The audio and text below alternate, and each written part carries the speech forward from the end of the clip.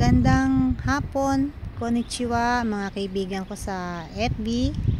Nais ko pong ipakita sa inyo ang paglubog ng araw dito sa Japan. Malapit po yan sa dagat. So, titingnan po natin. So, pupunta po tayo dito sa para malapit po tayo dun sa nilulubog ng araw. Yan po. Dahan-dahan, baka po tayo mahulog sa hagdanan. Yan po. Yan po, makikita nyo po yung breakwater. Tsaka yung araw, andun po sa gawidon. Kaya po tayo dito sa hagdan. Ingat po tayo. Meron din po mga bangka dito. Yan. Pupunta po tayo sa gawi po doon. Ang ganda po, ano? Ang oras, pasado alas 6 na po ng gabi. Yan po. Diba? Meron din palang photographer doon sa gawi na yon. Si Kuya.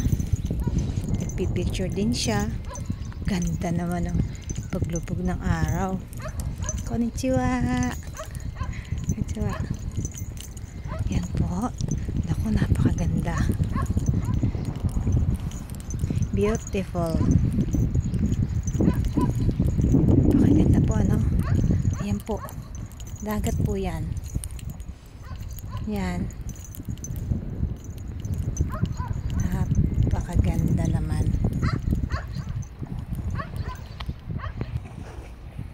Ayan po, mga ilang segundo na lang. At palubog na ang araw.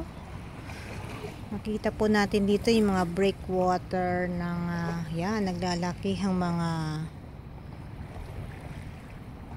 ano ba yan? Bato ba yan? Yan. Yan po. Kikita nyo po ba? Ang mga yan, mga hindi naman po kataas yung mga building na yan. Hanggang 3rd floor, 4th floor lang po siya. Yan. Ayun si Kuya, nangingisda. Yan po. Yun si Kuya, nangingisda po.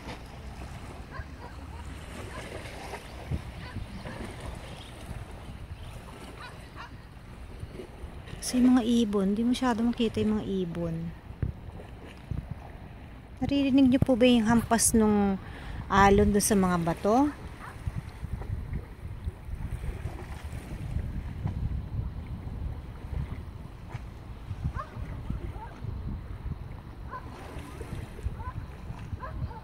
Balikan po natin yung palubog na araw. Napakaganda po, oh.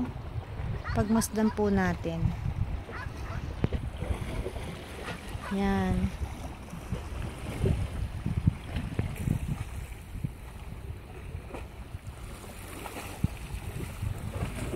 Napakagandang pagmasdan po ng dagat, ng bundok, at ang lumulubog na araw.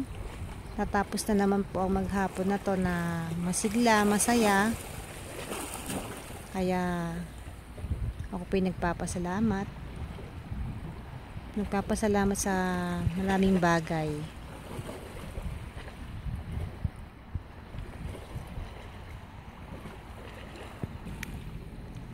Okay. Otsukare-sama desu. Kokoro-sama desu. Maraming pong salamat.